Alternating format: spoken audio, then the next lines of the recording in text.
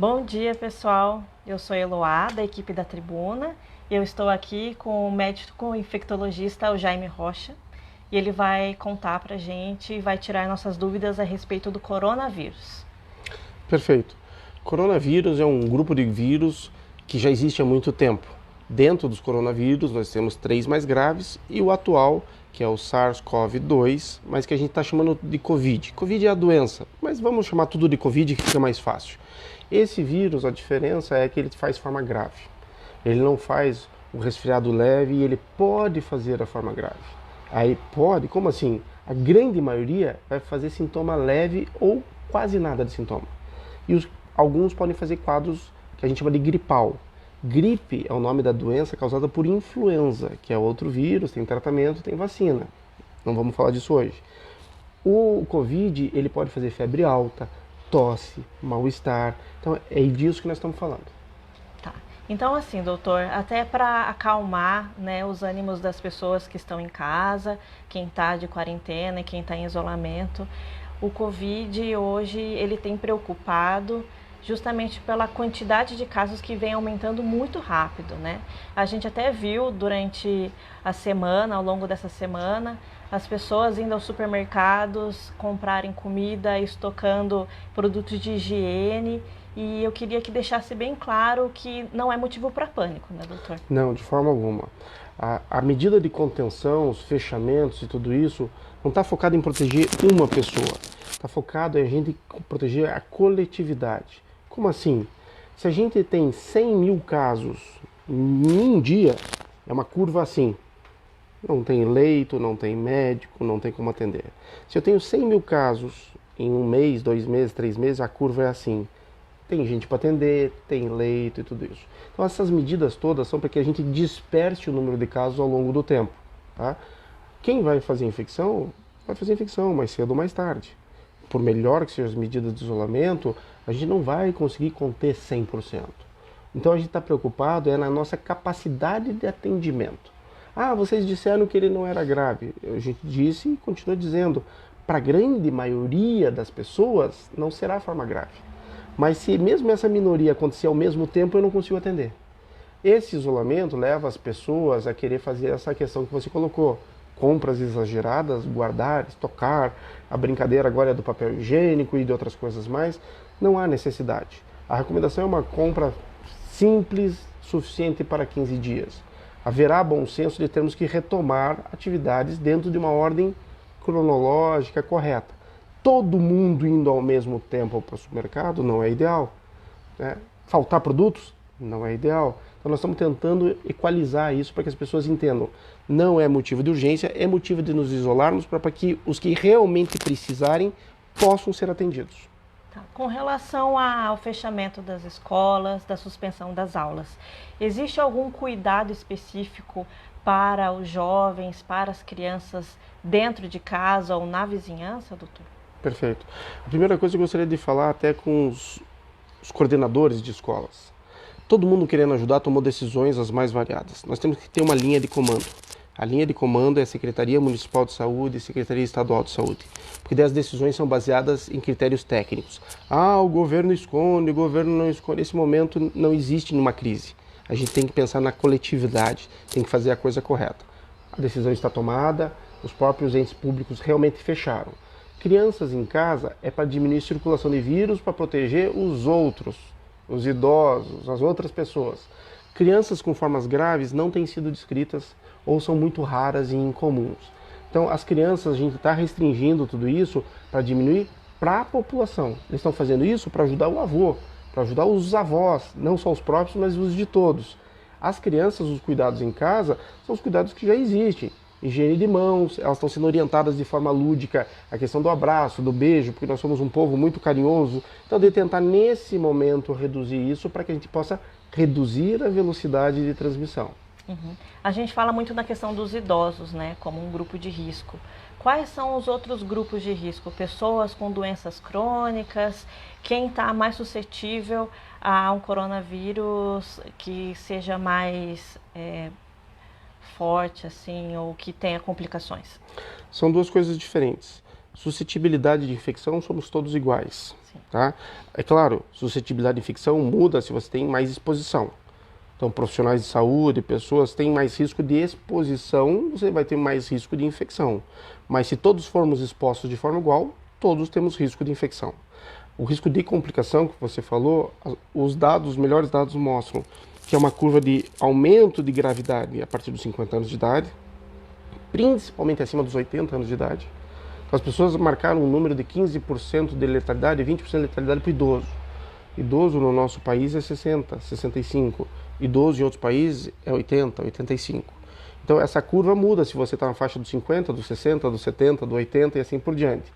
Teve pacientes idosos que se recuperaram. Mesmo de 100 anos, já tem relatos de pessoas de 100 anos na China que se recuperaram. Com isso a gente está tentando dizer que é bobagem? Não, a gente está tentando dizer para as pessoas que a grande maioria não vai fazer forma grave. Os que fizerem, aí esses quando fazem, tem mais chance de fazer forma grave e da forma grave precisar de UTI e outras coisas mais. Entra pacientes de diabetes, hipertensão. Diabetes é uma palavra muito grande. Hipertensão afeta 20% da população. Então, é principalmente o diabético tipo 1, o descompensado, o que não se cuida. É o hipertenso que já teve evento cardiovascular, infarto, derrame e outros problemas. O que não está tomando remédio, não está controlado. Aí entram os imunossuprimidos, seja por remédio ou por doença. Imunossuprimido também é uma palavra muito grande. O que isso significa? Então, quando você fala de imunossuprimido, as pessoas sempre lembram de AIDS. AIDS hoje é uma doença que se o paciente está tomando remédio, o vírus dele está 0 e a imunidade dele está alta, ele é igual quem não tem AIDS. A gente não tem visto nesse sentido. Agora, ele é um paciente que a imunidade dele está baixa, ele não está tomando remédio, o vírus do HIV está alto, ele é um imunossuprimido. Ah, mas eu fiz quimioterapia para um câncer de mama, alguma coisa. Você está fazendo quimioterapia agora, você é um imunossuprimido. Você fez isso o ano passado, você não é mais um imunossuprimido. Na dúvida, esse paciente deveria questionar o seu médico se ele entra nesse critério ou não, porque são muitas doenças para a gente poder explicar agora. Tá. Então é o seguinte, entrou uma dúvida aqui de uma internauta nossa, a Ana Paula. Ela diz assim: quando sentei sintomas de gripe normal, devo me preocupar? Sou hipertensa e cardíaca. Ana Paula, sua pergunta é bem pertinente e nesse momento a gente não consegue separar gripe normal, resfriado e Covid. Tecnicamente funciona assim. Até pouco tempo atrás, resfriado era tudo que era forma leve. Nariz escorre, não faz febre, faz febrinha baixa, 1, 2 dias, você melhora e a vida segue. Gripe sempre foi grave. Lembra de 2009? As pessoas começaram a acreditar em gripe H1N1. Não é só H1N1, é H3N2, é B, é todos que estão na vacina. Semana que vem tem vacina já pelo Ministério. Então, gripe e resfriado era isso. Surgiu agora uma novidade na ciência que é esse vírus que está no meio, o Covid. Porque ele pode fazer a forma bem leve e ele pode fazer uma forma bem grave, parecida com gripe. Então a gente tem usado realmente às vezes para ele o termo gripe, tá? A gente, para separar e saber o que ele está falando, gripe sempre teve que procurar assistência médica, até porque tem remédio. Tem o oseltamivir, o Tamiflu, até porque tem vacina contra a influenza. Não tem remédio e não tem vacina contra a Covid. Então vamos separar. O resfriado dos outros continua tendo a gravidade mínima e importante. Você com a sua situação crônica, você tem mais chances, se ficar doente e se fizer a forma grave, de complicar. Mas veja que é C e C, são vários Cs. Então a preocupação para o indivíduo, Ana Paula, é a higiene de mãos, o seu isolamento se houver indicação, evitar que pessoas doentes te visitem, tenham esse comportamento, mas não há nada muito diferente a ser feito nesse momento. Tá. Doutor, o pessoal está comentando aqui na live que o som do microfone, vamos pedir para baixar um pouquinho o microfone, por favor, só um pouquinho já é suficiente. Problemas técnicos, já voltamos. Sim? Então, voltando aqui, doutor. O Mário Neto, ele pergunta o seguinte: pode ser assintomático? Posso apresentar apenas um sintoma? E quais são os primeiros sintomas? Pode ter formas assintomáticas, sim. Os sintomas habitualmente são sintomas da forma leve. Dor de garganta, dor de cabeça, nariz escorrendo, tosse leve, febre baixa. Esse é o principal grupo de sintomas da forma leve. A forma grave, a questão é respiratória. A tosse piora e vem falta de ar. E isso é bem importante porque não vale a pena testar a pessoa assintomática. Não vale a pena, nesse momento, testar todo mundo pouco sintomático.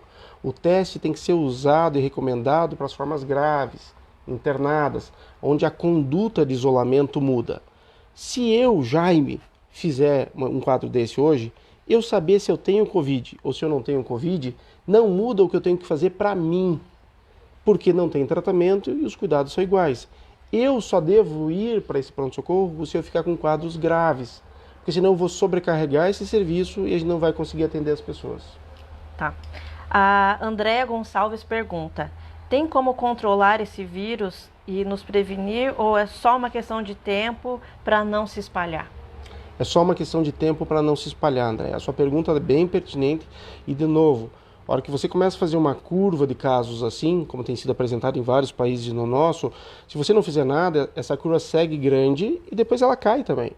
Só que se a gente fizer uma curva baixa, eu tenho capacidade de atender. Eu só vou poder mudar essa resposta para você, que é de controlar, o dia que surgirem tratamentos específicos ou vacinas, que existem vários estudos, sim, acontecendo, estudos sérios. Não tem indicação das pessoas saírem tomando remédios que estão saindo na moda. Existem muitos oportunistas vendendo coisas para imunidade. Não existe medicamento específico de imunidade, não existe medicamento específico para tratamento de Covid. E nem também receitas caseiras ou milagres, como a gente vê pelas redes sociais, de chá de alho ou esses tipos de receitinhas que as pessoas acabam comprando. Perfeito. E indo atrás. Essas receitas não funcionam, mas existe um detalhe importante dos antigos, que é todos têm chás. Na verdade é a hidratação que é importante. Manter a hidratação é muito importante, manter o isolamento é importante para os outros, manter o repouso é importante para você, doente. Né? As outras pessoas que não estão doentes e estão isoladas devem se manter ativas, trabalhar em home office, estar dispostas a retomar o trabalho assim que for autorizado pelos entes que controlam essa parte. Doutor, o Luiz Ferreira Nascimento, ele pergunta: quem é portador de hanseníase e tem 63 anos, existe algum risco? Ele diz assim: eu tenho sequelas um pouco e falta de ar por esforços, suor noturno e pés dormentes. A hanseníase sozinha não seria, Luiz. Mas o que acontece? Do jeito que você acabou de descrever, o teu pulmão provavelmente tem sequelas de situações anteriores. Então você deve ter um quadro respiratório delicado. Difícil avaliar só com as informações dadas. Pessoas que tenham, seja por bronquite de cigarro, seja por uma asma grave ou qualquer quadro pulmonar crônico, esta pessoa, se adoecer de forma grave, tem uma reserva menor. Então o risco de infectar é igual, mas se infectar pode fazer formas mais graves. Nossa, então o Luiz tem que entrar em pânico. Não é isso. O Luiz é uma pessoa a mais para ser isolada, para a gente cuidar do Luiz. Ao isolar o Luiz, eu estou cuidando dos outros de novo também. Ao nos isolarmos, estamos cuidando dele e dos outros que têm risco. Uhum. Com relação à saúde do pulmão, doutor, a gente já ouviu falar muito da questão da vacina pneumo 13 ou pneumo 23. O que ela causa, quais são os benefícios dessa vacina e para quem é indicado tomar? São idosos? Perfeito. Antes de falar e responder a tua pergunta específica, eu vou fazer um parênteses bem rápido. Morreram 15 pessoas de sarampo ano passado no nosso país. Tinha vacina e as pessoas não se vacinaram. Morreram pessoas de febre amarela. Tinha vacina e não se vacinaram. As pessoas só correm atrás de vacina quando já há um risco individual. A vacina deveria ser sempre, tá?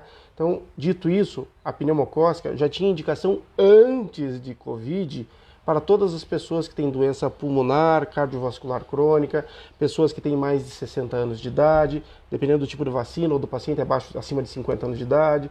Então, essas vacinas já estavam indicadas. Elas não protegem para Covid. Mas depois que você faz influenza ou qualquer outra infecção respiratória importante, as bactérias podem se aproveitar. E daí vira uma pneumonia por pneumococo. Assim como a gente chegando mais inverno, pode começar a circular o influenza, para qual tem a vacina. A vacina não é para Covid. Mas se você está se recuperando de um Covid e faz uma influenza, você começa a ter quadros mais graves também. Tá. Temos mais duas perguntas aqui. O Cláudio, ele diz: o mosquito da dengue pode transmitir coronavírus? e no caso de picar uma pessoa infectada? Não existe transmissão de vírus respiratórios por vetores desse tipo, por vetores de mosquito ou outros. Existiria um risco teórico de eu tirar meu sangue na fase que eu estou com febre e transfundir em uma outra pessoa. A gente não faz isso, a gente não aceita sangue, então não haveria esse risco. Mosquito da dengue vai continuar transmitindo dengue e é uma doença com maior número de óbitos no nosso estado e no nosso país do que Covid. Tá? Só que nós estamos estruturados e conseguindo atender. Soma as duas coisas, soma isso com morte, trânsito e várias outras coisas, a gente daí não dá conta de atender nem a dengue e nem o Covid. Tá. A outra pergunta seria: bom dia, em casa eu gosto de andar na esteira elíptica. Mesmo gripado, é aconselhável fazer exercícios? Sim, as pessoas elas não devem fazer atividade física quando existe um quadro de prostração extrema, um quadro de dispneia e falta de ar. Mas manter um nível de atividade física mantém a sua capacidade respiratória, mantém a sua higiene mental, mantém vários outros padrões de bem-estar.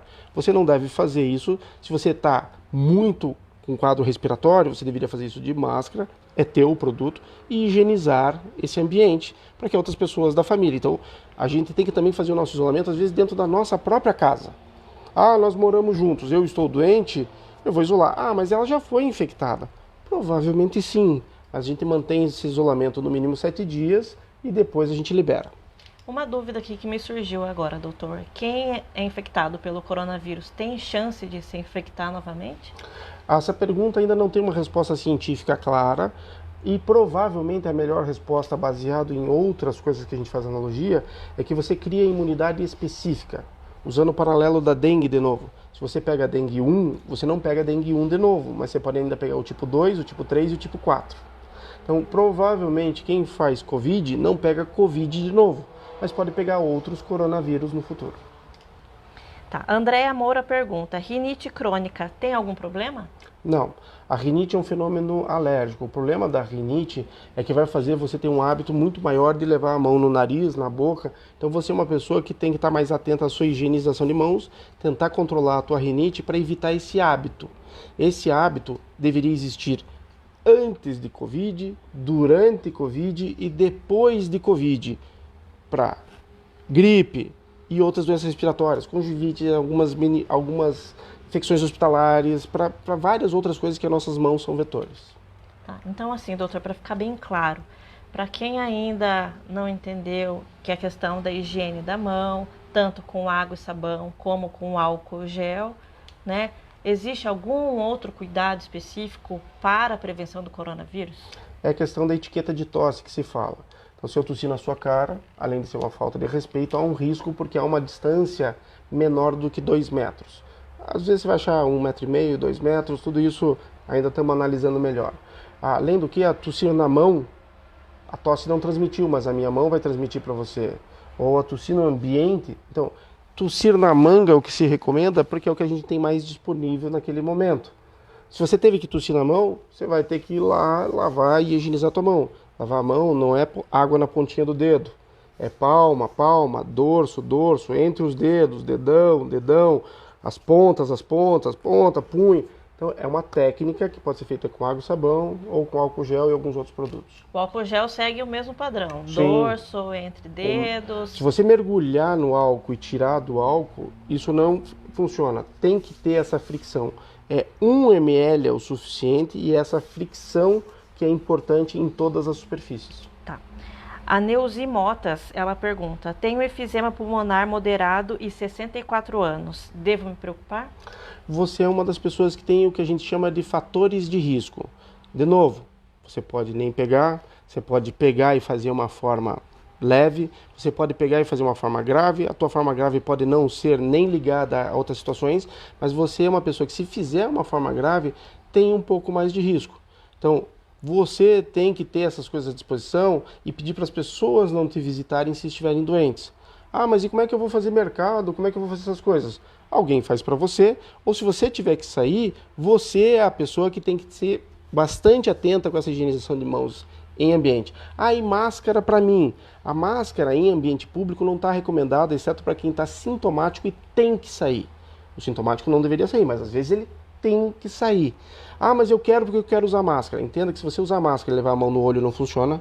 Se você usar máscara e puser o dedo por debaixo para coçar o nariz, ela não funciona. Se você usar máscara e ao tirar a máscara enfiar a mão no rosto depois sem ter lavado a mão, ela não funciona. A máscara tem que ser usada corretamente. Tá. E aí, para fechar, doutor, aproveitando aqui a pergunta da Stephanie, de fazer exercício fora e passear com criança fora, pode. A gente queria deixar claro também que agora, com algum teatro fechado, cinema fechado, algumas restrições com relação a restaurantes, etc., as pessoas estão tendo como uma das poucas opções de lazer os parques da cidade.